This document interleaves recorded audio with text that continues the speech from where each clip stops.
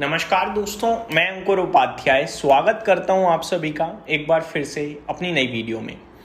दोस्तों, जेफरीज जानी मानी ब्रोकरेज फर्म आप सभी को हम सभी को अच्छे से पता है, इन्होंने चिंता जताई है थोड़ी मार्केट को लेकर। और एक चीज जो मेरे को भी दिख रही है, आपको भी दिख रही है, वो इन्होंने अपनी रिपोर्ट में शामिल करी है। जब इस तरीके की चीजें आती हैं ना दोस्तों, जो लाइव दिख रही हैं स्क्रीन पे, तो लगता है कि एक्चुअली में डीप वर्क किया गया है और ये ट्रैपिंग टाइप रिपोर्ट नहीं है। कभी कभार मैं देखता हूं कि कोई स्टॉक जो बढ़िया कंपनी है लेकिन कुछ खराबी की वजह से, खराब समय की वजह से जो चीज 4,000 पे थी 3,000 पे मिल रही है और ये कह रहे हैं 2,200 हो जाएगी या 2,700 हो जाएगी या 2,900 हो जाएगी। आप नोटिस कीजिएगा, बहुत बार ऐसा होता है 4,000 से 3,000 है, नेगेटिव रिपोर्ट निकाल दी और टारगेट 3,050 है। तो वहां मेरे को लगता है कि ये इन्वेस्टर्स के लिए एक बिग अलर्ट है, अपनी आंखें खोलनी चाहिए आपको, क्योंकि ये नेगेटिव बोल रहे हैं लेकिन बात 3,050 की कर रहे हैं, 3,000 खड़ा है। तो फिर क्या बेचोगे इसमें आप? ये खुद देख पा रहे हैं कि सब कुछ तो प्राइस इन हो चुका है ना भाई। आप ये सोचो कि भाई अगले 12 महीने में ये स्टॉक यहीं रह जाएगा, ऐसा नहीं है। 2 क्वार्टर अच्छे आते ही रिपोर्ट बदल जाती है। कहने वाली बात ये होती है कि वो मेरे को बेफिजूल की और बेकार रिपोर्ट लगती है। ये मेरा अपना ओपिनियन है। अभी क्या रिपोर्ट आई है? अभी आई है मार्केट को लेकर, स्टॉक्स को लेकर, पर्टिकुलरली कैसे इस मार्केट को ट्रेड करना है इसको लेकर। तो रिपोर्ट में जो चीज मेरे को सबसे ज्यादा पसंद आई वो आई एक पॉइंट मेरे को बड़ा अच्छा लगा, वो मैं आपके साथ डिस्कस करूंगा। पहले मैं रिपोर्ट आपके साथ शेयर करना चाहूंगा। Brokerage wants that the big crash may not be over, मतलब बड़ी भयंकर वाली गिरावट अभी खत्म नहीं हुई है। Suggesting further downside risk if the conflict continues. यहां एक इफ आ गया है। ये इफ ना बड़ा कमाल का वर्ड है दोस्तों। अगर बोल दो, कुछ भी बोल दो।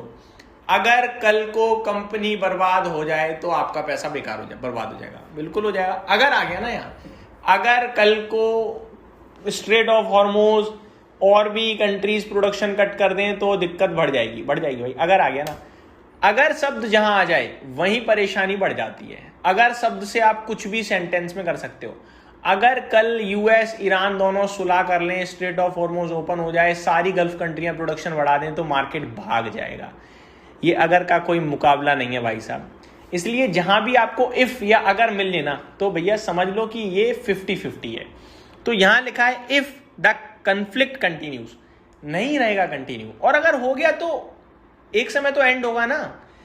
अब स्ट्रेट ऑफ हॉर्मोज को लेकर बात होने लगी कि भैया जल्दी खुलेगा। इनफैक्ट आज भी खबर है कि खुल गया है, तो फिर क्या दिक्कत बनेगी आगे। Despite this they maintain that domestic SIP flows are preventing a complete collapse. ये मेरे को सबसे ज्यादा अच्छी लाइन लगी। जो एसआईपी में अमाउंट आ रहा है ना, ये भारतीय बाजार को बचा रहा है। मैं आपको बता रहा हूं ना, रिटेल खरीदने को तैयार है और एफआईआईज तो बेच रहे हैं भर भर के। सिर्फ और सिर्फ एक ही खरीदार है इस समय, वो है डीआईआईज। और ये डीआईआईज आप ही लोगों, मैं आपको बता दूं, म्यूचुअल फंड के माध्यम से। आप डायरेक्ट पैसा लगाने में डर रहे हो लेकिन म्यूचुअल फंड से लगा रहे हो, आपकी हिम्मत है, सल्यूट है भाई आपको। लगाते रहना, हार मत मानना। नहीं लगाओगे तो बेचना मत, होल्ड कर लेना, पैसा बन जाएगा। तो ये डीआईआईज की वजह से कंप्लीट कोलैप्स नहीं हो रहा है। अगर डीआईआईज ना होना तो दिन का 10,000 करोड़ का बेच रहे हैं भाई साहब, खत्म कर देंगे बाजार को। मैं आपको बता रहा हूं, भयानक क्रैश है ये, भयानक। लेकिन क्योंकि डीआईआईज 10,000 करोड़ का अगर वो बेच रहे हैं तो खरीद रहे हैं ये, इसलिए बचा हुआ है बाजार। 10,000 करोड़ का टोटल टर्नओवर नहीं होता था आज से 5 साल पहले। आज की डेट में एक सिंगल एंटिटी बेच के जा रही है। एफआईआईज, डीआईआईज दोनों अलग अलग 10,000 करोड़ का फिगर दे रहे हैं। बहुत बड़ी बात है ये, डिटेल में सोचो तो। अब सेक्टोरल व्यू की बात करें अगर, तो अंडरवेट किया है आईटी को, consumer staples, health care and industrials को। Remaining overweight on banks, telecom, auto, cement, utilities. मेरे को भी इसमें भाई साहब सीमेंट बढ़िया लगता है, ऑटो में चुनिंदा स्टॉक्स अच्छे लगते हैं और टेलीकॉम में भी चुनिंदा ही अच्छे लगते हैं।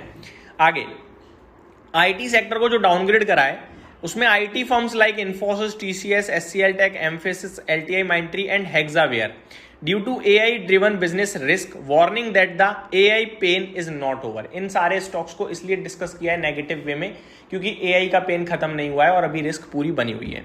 वहीं top picks and portfolio changes हुआ है, कुछ पोर्टफोलियो में स्टॉक्स बदले हैं, थोड़ा वेटेज बढ़ाया है, किसी को बाहर कराया है, जो मैं डिस्कस कर भी चुका हूं। आई थिंक कल या परसों ही करा था मैंने, 23 स्टॉक समथिंग बदले गए हैं। Despite turmoil Jefferies remain bullish on 22 to 23 यानी 22-23 स्टॉक्स हैं total, favouring financials, infrastructures and consumption play. New inclusions to their high conviction buy list include, जो इनकी हाई कन्विक्शन में बाय लिस्ट में है वो नए आए हैं SBI, Max Health Care, Groww और भारत फोर्ज। वहीं long term view, despite near term gloom, Jefferies reiterated its long-term bullish view on India, with Chris Wood suggesting the Sensex 1 lakh target for 2026 remaining achievable। तो अभी भी 1 लाख की बात कर रहे हैं क्रिस वुड, जेफरीज के जो हैं। तो बढ़िया है भाई, अभी भी ऐसा कुछ नहीं है कि सब खत्म टाइप, इसी साल की बात है, 1 लाख कोई दूर की बात नहीं है। अभी आपका सेंसेक्स 75,000 है, 75 भी नहीं 74.5 है, यहाँ से 30% होता है भाई साहब 25,000। तो मार्केट को लेकर नेगेटिव होके कुछ नहीं मिलेगा, जो पॉजिटिव रहेगा वही बना पाएगा पैसा, ये याद रखिएगा। बस समय समय की बात है, खराब समय निकल जाएगा। Thank you so much for watching this video, have a great day guys.